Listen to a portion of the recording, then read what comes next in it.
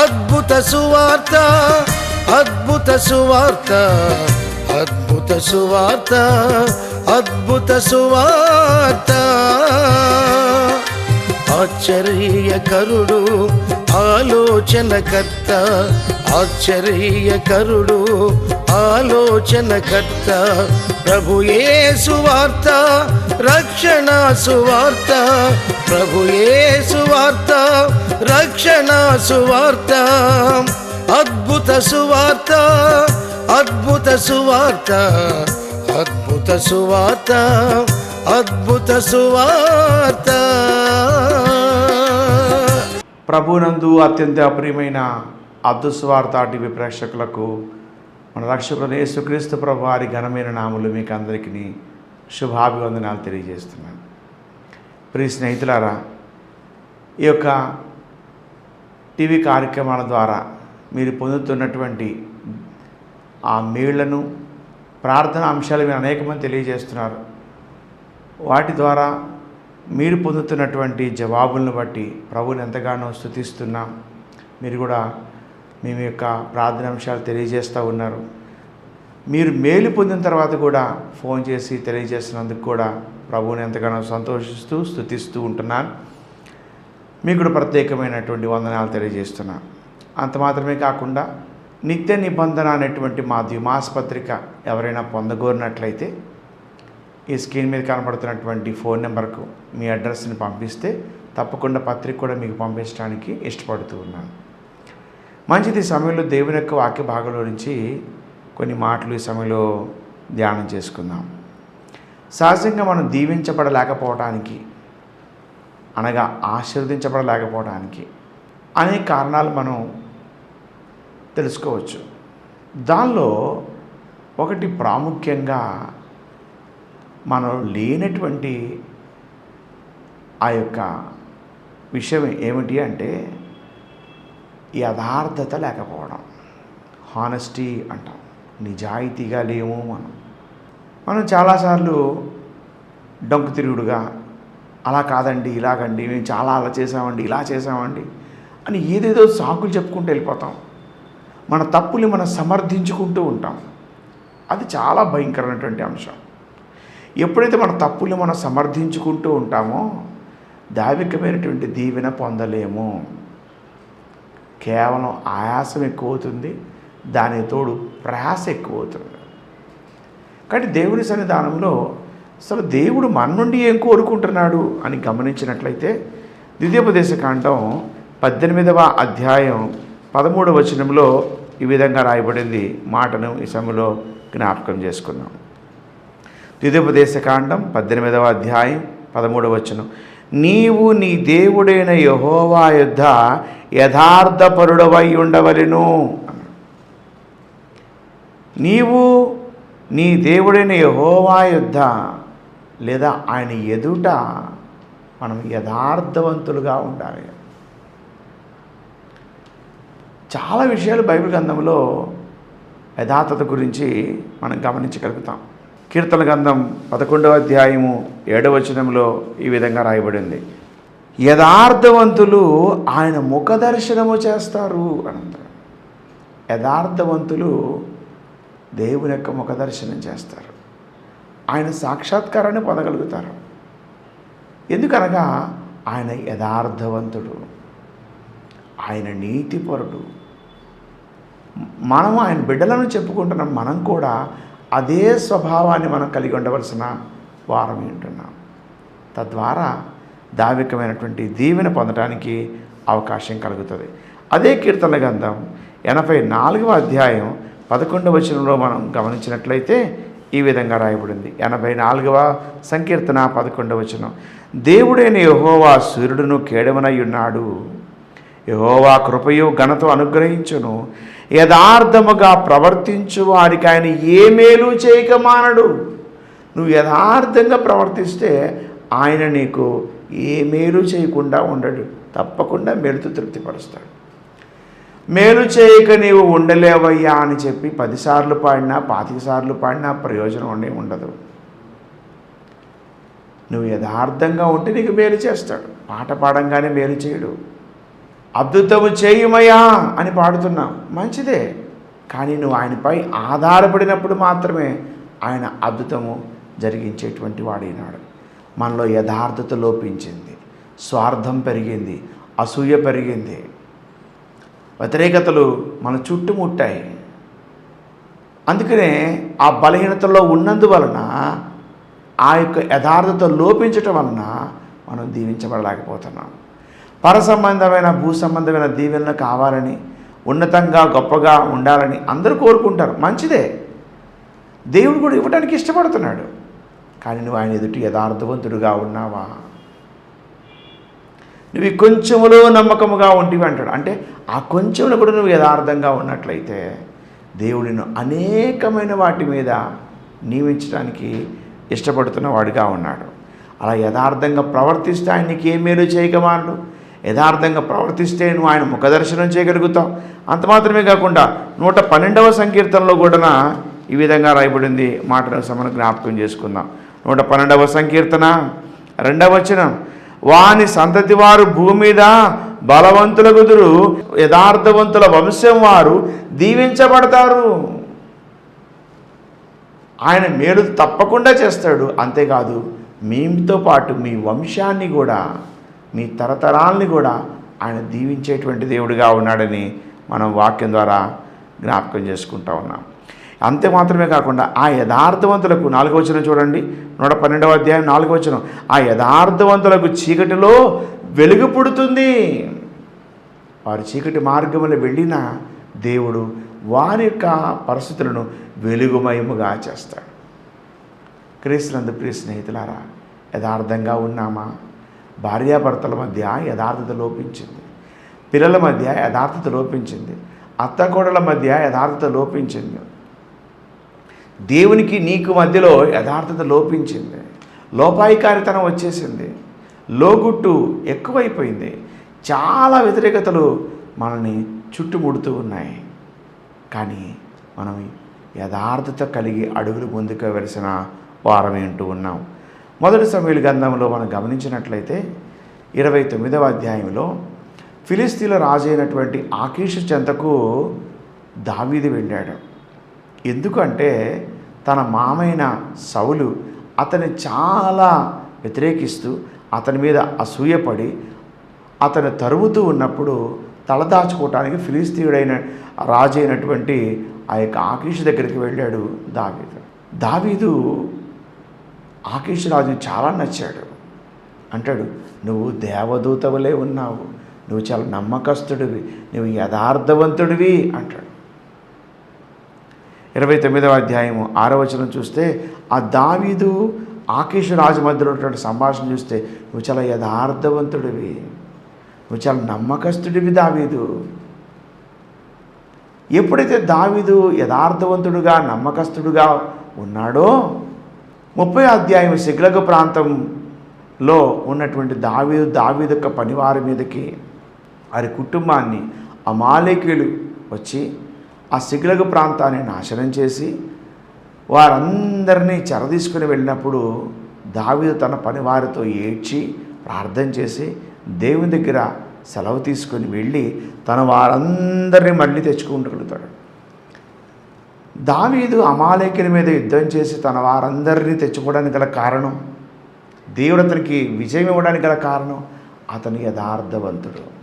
రాజు అయినటువంటి సౌలు తరుముతున్నప్పుడు 26వ అధ్యాయంలోనూ మనం చూస్తాం. మొదటి సమూయేలు గ్రంథంలో దావీదుకి సౌలును చంపే అవకాశం వచ్చినప్పటికి కూడా చంపలేదు. తాను చంపలేదు, తన పక్క ఉన్నటువంటి పనివాడిని కూడా చంపలేదు. మనకు అవకాశం రాకపోయినా ఎవరి ద్వారానైనా సరే ఏదో ఒకటి చేసేద్దాం అనుకుంటాం.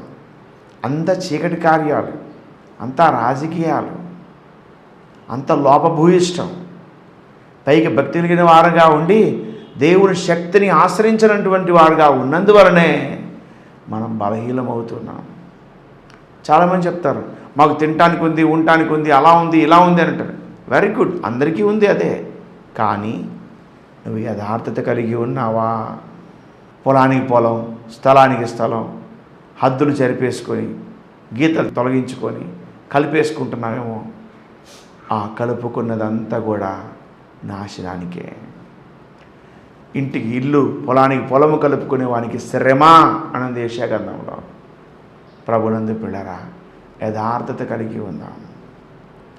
యథార్థవంతులకు ఆయన ఏ మేలు చేయక మానడం.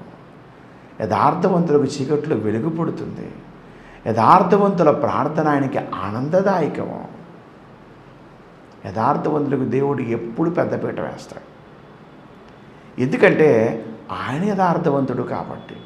నీతిగల న్యాయాధిపతి అయిన ప్రభువు కనుక ఆయన కోరుకునేది కూడా తన బిడ్డలు యథార్థంగా ఉండాలి అని. ఈరోజు అటువంటి యథార్థతను మనం కూడా కలిగి అడుగులు ముందుకు వేయాలని వాక్యం ద్వారా మనం హెచ్చరించబడుతూ ఉన్నాం. ఈరోజు దావీదు వలె మనం కూడా యథార్థత కలిగి ఉన్నప్పుడు సౌలు చనిపోయిన తర్వాత దావీదు రాజు అవుతాడు. దావీదు కుటుంబం అంతకంతకు వర్ధిల్లుతుంది. 2వ సమూయేలు గ్రంథం 3వ అధ్యాయం 2వ వచనం చూసినట్లయితే సౌలు కుటుంబం అంతకంతకు నీరసిల్లెను, దావీదు కుటుంబం అంతకంతకు ప్రబలెను. ఆ ప్రబలటువంటి ఎక్స్టెండ్ అవ్వటం ఇంకా ఇంకా ఇంకా ఇంకా గొప్పగా. ఈరోజు మనం ఎందుకే అభివృద్ధి చెందలేకపోతున్నాం? ఎందుకు మనం చాలా బలహీనులుగా ఉన్నాం? యథార్థత మనలో లోపించటం వల్లనే. చాలామంది నేను యథార్థంగా నీతిగా ఉన్నాను కాబట్టి ఏం సంపాదించుకోలేకపోయాను, నాకు ఇక్కడ ఏమీ దొరలేదు, కానీ నేను ప్రభు కొరకు అన్నీ ఒడిచిపెట్టాను. మంచిదే, మంచి సాక్ష్యం కలిగి ఉన్నారు. ఇక్కడ మీరు ఏమైతే కోల్పోయారో ఇహలోకమందు పరమందును కూడా ప్రభు ఇస్తానని పేతురు ద్వారా వాగ్దానం చేస్తున్నాడు మార్కు సువార్త 10వ అధ్యాయంలో. రాబో లోకమందు మీకు నిత్య జీవం కూడా ఇస్తాను అన్నారు. నమ్మండి మాట.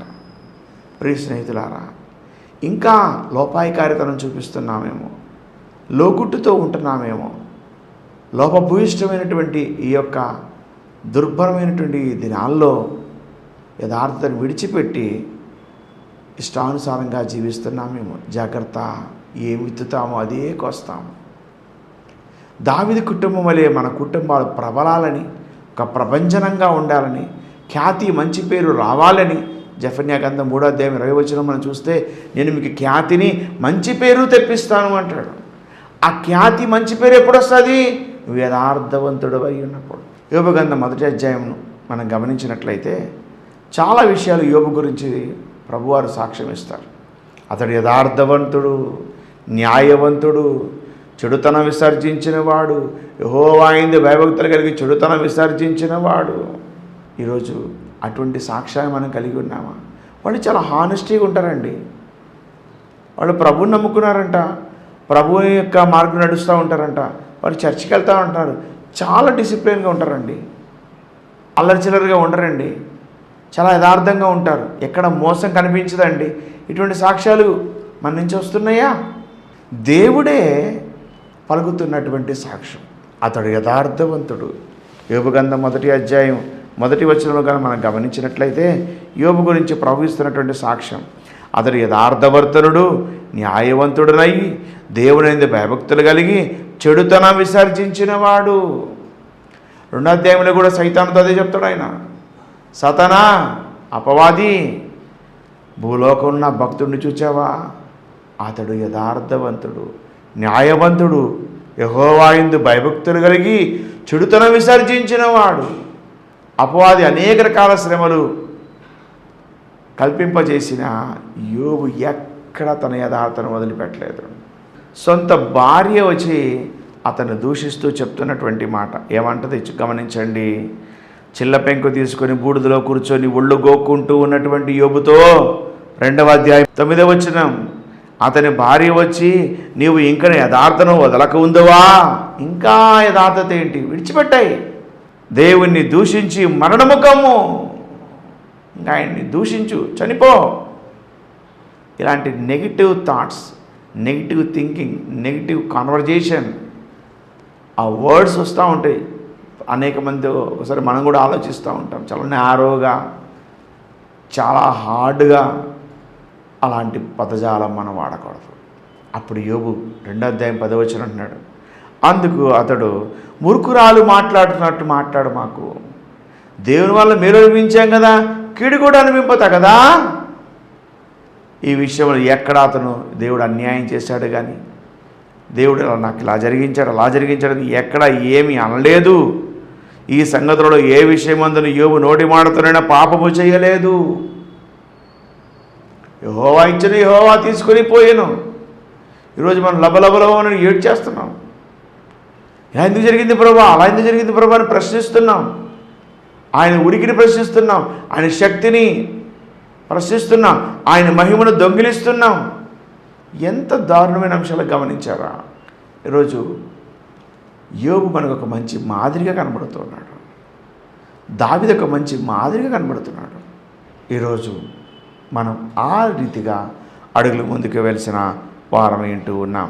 యోబు గ్రంథంలో మనం గమనిస్తే 1వ అధ్యాయము 1వ వచనంలోను, 1వ అధ్యాయం 8వ వచనంలోను, 2వ అధ్యాయం 3వ వచనంలోను, 2వ అధ్యాయం 9వ వచనంలోను అతని యథార్థత కలిగి ఉన్నట్లుగా మనం చూస్తాం.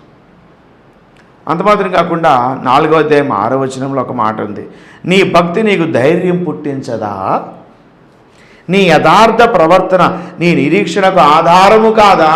నువ్వు యథార్థంగా ఉంటే నువ్వు నిరీక్షించింది ఎదురు చూసే దేవుడు తప్పకుండా ఇస్తాడు. దైవజనులు ఎన్ దానియేలు గారు మాసపత్రికలన్నీ కూడా ఆర్డర్లో పెట్టి అది కట్టి ఒక సహోదరుని పిలిచి చెప్తారంట, నువ్వు అర్జెంటుగా ఈ కట్టుకొని ఈ మ్యాగజైన్స్ తీసుకుని వెళ్ళి పోస్ట్ డబ్బాలో వేసిరా. అయ్యా వేస్తాను, కానీ దీని వెనక స్టాంపులు అంటించలేదు. నువ్వు అర్జెంట్ తీసుకొని వెళ్ళు, బయట వర్షం పడుతుంది, స్టాంపులు వేయలేదు, ఏం చేయాలి? నువ్వు అర్జెంట్ సైకిల్ తీసుకొని వెళ్ళు, దేవుడే మిగతా పని చేస్తాడు. ఎంత విశ్వాసం చూడండి. గబగబా ఆ వ్యక్తి సైకిల్ తీసుకొని బయటికి వస్తున్న సమయంలో వర్షం ఆగిపోయింది. తీసుకొని ఆ పత్రికలన్నీ ఆ పోస్ట్ ఆఫీస్కి వెళ్తే ఆ క్లర్క్ అవన్నీ చూసి, అయ్యా పోయిన నెల మాసపత్రికని కూడా నేను చదివాను, చాలా ఆత్మీయంగా బలపరిచే రీతిగా ఉండింది, అయ్యగారు స్టాంపులు మర్చిపోయినట్టున్నారు, ఈసారి స్టాంపులు మొత్తం నేనే వేసి ఆ బాక్సులో వేస్తాను, మీరు వెళ్ళండి. మనం యథార్థంగా ఉన్నప్పుడు దేవుడు కార్యం జరిగిస్తాడండి. మనం ఊహించేవాడనికండి అడుగువాడనికండి అత్యధికంగా దేవుడు అనుగ్రహిస్తాడు. యథార్థవంతుడు కానీ ఏ మేలు చేయక మానడు. నీ భక్తి నీకు ధైర్యం పుట్టింపదా, నీ యథార్థ ప్రవర్తన నీ నిరీక్షణకు ఆధారము కాదా. యథార్థ ప్రవర్తన కలిగి ఉన్నప్పుడు నీ నిరీక్షణకు అదే ఆధారం. తప్పక ప్రభు మనకు జయమిచ్చేవాడై ఉంటూ ఉన్నాడు. అంత మాత్రం కాకుండా మరొక మాట గమనించినట్లయితే యోబు గ్రంథం 4వ అధ్యాయం 7వ వచనం, జ్ఞాపకము చేసుకుని నిరపరాధైన వాడు ఎప్పుడైనా నశించినా యథార్థవర్తనుడు ఎక్కడైనా నిర్మూలమైనా. యథార్థవర్త నిర్మూలము కారు. వారి వంశాలని దేవుడు తరతరాలుగా ఆశీర్వదిస్తాడు. ఈరోజు మనతోనే కాదు, మన సాక్ష్యం ద్వారా అనేక మంది దైవికంగా ఎదగవలసిన వారై ఉన్నారు. ఆ దిశగా మనం అడుగులు ముందుకు వెళ్ళవలసిన వారం ఏంటున్నాం. 6వ అధ్యాయము 25వ వచనం చూడండి. యోబు గ్రంథం 6వ అధ్యాయం 25వ వచనం, యథార్థమైన మాటలు ఎంతో బలమైనవి. యథార్థంగా ఉండి నువ్వు పలికే మాటలు అవి ఎంతో బలంగా ఉంటాయి. అవతల వ్యక్తులు బలహీనంగా ఉన్నారేమో, నువ్వు యథార్థంగా పలికే మాటలు అవతల వ్యక్తులను కూడా బలపరుస్తాయి. ఎప్పుడు దేవుని బిడ్డలు కృంగిపోయి అవమానంతో లేదా అజ్జలా జరిగింది ఇలా జరిగిందని సొడుగుళ్ళు గొడుగుళ్ళతో జీవితాన్ని కాలయాపన చేయకండి. యథార్థంగా ఆయన కృపలో కొనసాగుతున్నప్పుడు ఎక్కడ ఏ స్థితిలో ఉన్నా ఆయన లేవనెత్తాడు. పెంట కుప్పల మీద నుండి దీనులను పైకి లేవనెత్తువాడు ఆయనే. మనం పాడుతూ ఉంటాం, యెహోవా నా బలమా, దయగల వారిపై ఆయన దయ చూపిస్తాడు, కఠిన ఎడల ఆయన వికటము చూపుతాడు, గర్విష్ఠుల గర్వాన్ని అణిస్తాడు ఆయన. ఈరోజు నువ్వు యథార్థంగా ఉంటే ఆయన్ని పక్షంగా సహాయం చేయడానికి ఎప్పుడూ సిద్ధంగా ఉన్నాడు. యోబు భక్తి, యోబు యొక్క జీవన విధానం అతని నిరీక్షణకు ఆధారముగా కనబడుతుంది. యోబు గ్రంథం 8వ అధ్యాయం 5వ వచనం నుంచి, నీవు జాగ్రత్తగా దేవుని వెతికినలా, సర్వశక్తులకు దేవుని బతిమాలుకొనిడలా, నీవు పవిత్రుడవై యథార్థవంతుడవైనడలా, నిత్యముగా ఆయన యందు శ్రద్ధ నిలిపి నీవు పవిత్రుడవై యథార్థవంతుడవైనడలా. ప్రభు దగ్గరికి వస్తే ఆఫర్లో వస్తువులు దొరికినట్లుగా ఏమీ రావు, దొరకవు.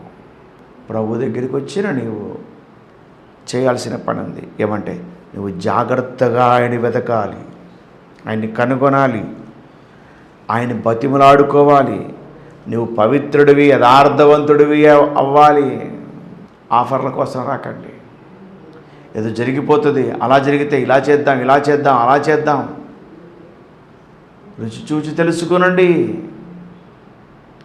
నువ్వు యథార్థవంతుడివి, పవిత్రుడివి అయినట్లయితే నిత్యముగా ఆయన శ్రద్ధ నిలిపి నీ రీతికి తగినట్లుగా నివాసస్థలమును వర్ధిల్ల చేయును. అప్పుడు నీ స్థితి మొదట కొద్దిగా ఉండిన తుదకు నీవు మహాభివృద్ధి పొందుదువు. అభివృద్ధిలోకి దేవుడు తప్పక ముందుకు నడిపిస్తాడు. దేవుడు యథార్థవంతులను త్రోసివేయడు. 8వ అధ్యాయం 20 వచనం, యోబు గ్రంథం 8వ అధ్యాయం 20 వచనం. ఆయన త్రోసివేయడు, ఆయన ఏ మేలు చేయక మానడు. ఆ యథార్థవంతుల ప్రార్థనానికి ఇష్టము. నా తండ్రి అంటే ఏమి నా కుమారుడా, ఏమి నా కుమార్తె అంటాడు. కారణం మనం యథార్థత కలిగి ఉంటాము కాబట్టి. ఆయన త్రోసివేయడు. అబద్ధికులు, సోమరులు, తిండిబోతులు ఆయన దగ్గర నిలబడలేరు. అసూయాపరులు, ఇంకా అనేక రకాలైనటువంటి బలహీనతలు ఉన్నటువంటి వారు, ఆ శరీర కార్యములు కలిగినటువంటి వారు, ఆ లిస్టులో ఉన్నటువంటి వారు ఆయన ముందు నిలబడలేరు. దేవుడు వారిని త్రోసివేస్తాడు, కానీ యథార్థవంతులు ఆయన త్రోసివేయడు. యథార్థవంతులకు ఆయన ఏ మేలు చేయక మానడు. ఆ యథార్థవంతులు చేసే ప్రార్థన కూడా ఆయనకి ఇష్టం. కనుక దేవుని బిడ్డలైనటువంటి మనం ఆ యథార్థతను విడిచిపెట్టకూడదు.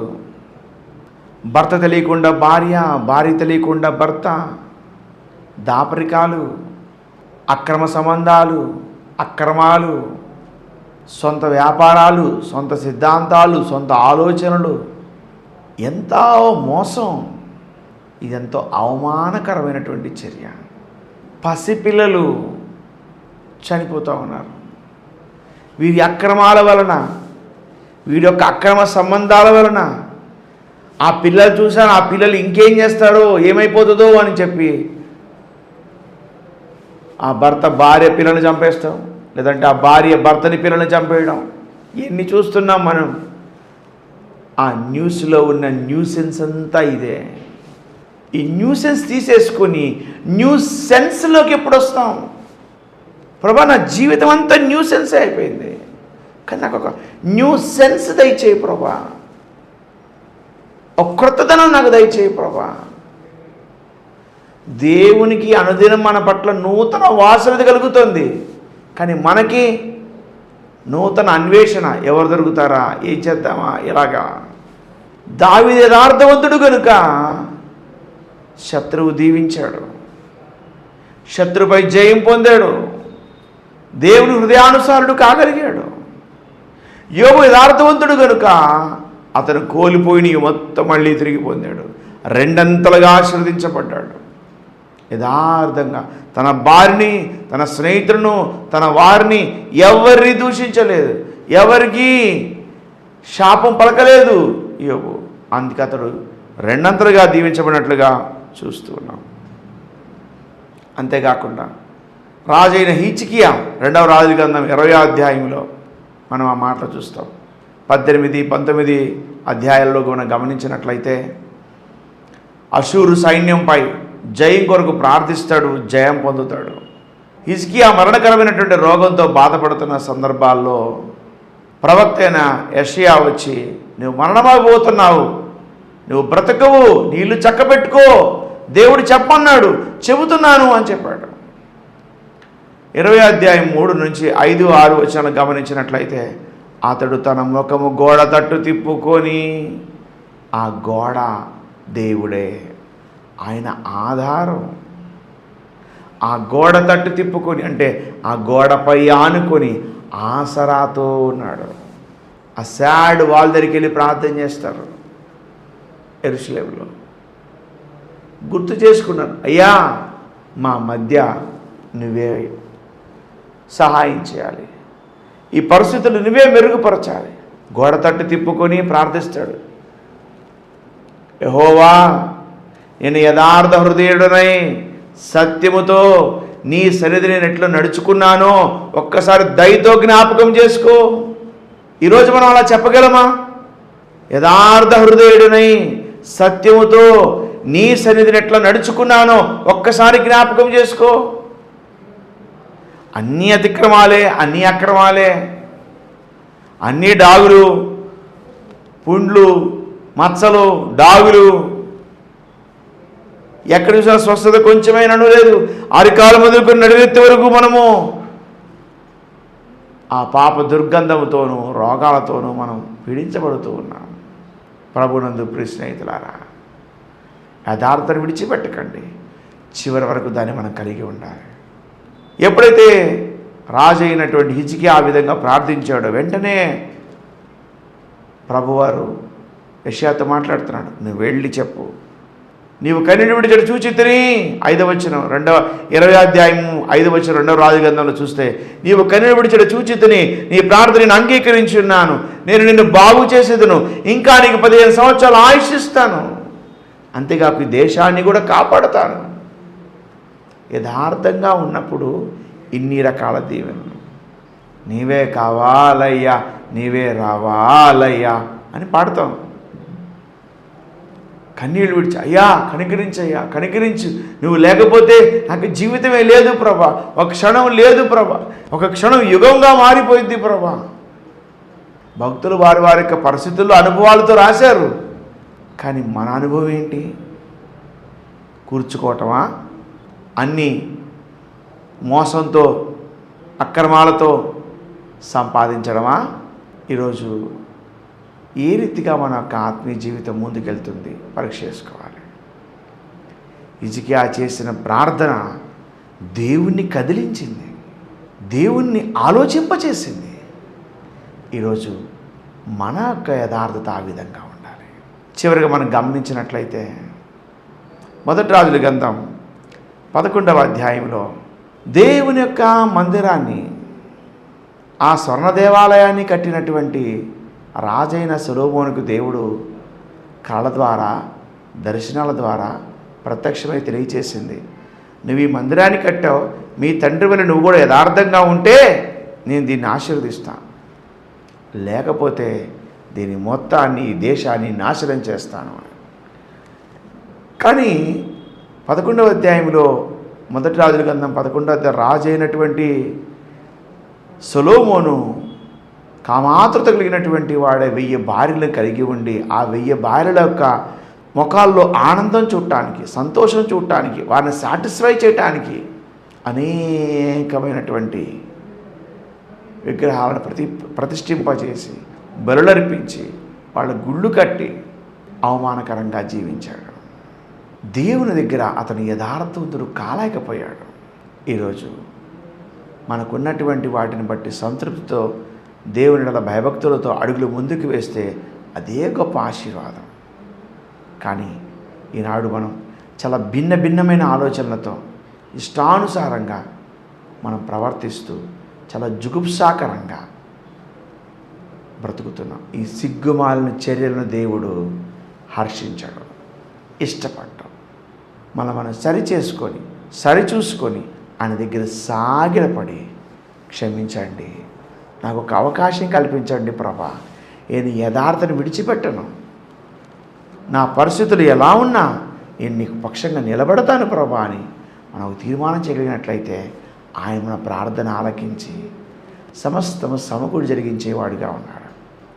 ఆ రీతిగా ప్రభు సహాయం చేయనట్లుగా ప్రార్థన చేద్దాం, ప్రభుకు అప్పగించుకుందాం, ప్రభు కృపకు మనం పాత్రలమవుదాం. ఆ రీతిగా ప్రభు మనం నడిపించి దీవించును గాక. ఆమేన్. ప్రార్థన. మహాపరిశుద్ధుడా, ప్రేమ కలిగిన తండ్రి, కృప కలిగిన దయగలిగిన మా ప్రియ దేవా, నీకు స్తోత్రం. యథార్థవంతులు వంశం వారు దీవించబడతారని, యథార్థవంతులకు మా ప్రభా ఏ మేలు కొదువ కాదని, యథార్థవంతుల యొక్క ప్రార్థన నీకు ఇష్టమని, యథార్థవంతులని ముఖ దర్శనం చేస్తారని, యథార్థవంతులకు చీకట్లో వెలుగు పుడుతుందని అనేక విషయాలు తెలియజేశారు. భక్తులు యథార్థను కలిగి దావీదు దీవించబడిన రీతిగా, వర్ధిల్లిన రీతిగా, రెండంతలుగా యోబు దీవించబడిన రీతిగా, హిజ్కియా ఆయుష్ను, ఆరోగ్యాన్ని, ఆశీర్వాదం పొందిన రీతిగా బిడ్డలెల్లరూ దీవించబడాలని మనస్ఫూర్తిగా కోరుతున్నాం.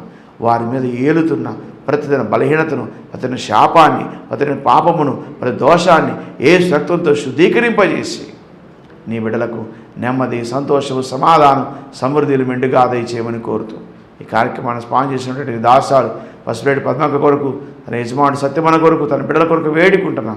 మీరు దర్శించి దీవించి మరెక్కువ కృపగా వారిని పాత్రుడుగా చేయమని కోరుతూ కార్యక్రమాన్ని వీక్షిస్తున్న ಎಲ್ಲరినీ కూడా నీ కృపగా ఆ స్థలకు అప్పగిస్తుండగా యథార్థ కలిగినటువంటి జీవితంతో వారి అడుగులు ముందుకు వేయడానికి సహాయం చేయమని కోరుకుంటూ యేసు పరిశుద్ధ నామములో స్తుతించి ప్రార్థించడానికి వేడుకుంటున్నాము తండ్రి. ఆమేన్. Praise the lord. ఆలోచనకర్త, ఆశ్చర్యకరుడు, ఆలోచనకర్త, ప్రభు యేసు వార్త, రక్షణ సువార్త, ప్రభు యేసు వార్త, రక్షణ సువార్త, అద్భుత సువార్త, అద్భుత సువార్త, అద్భుత సువార్త, అద్భుత సువార్త.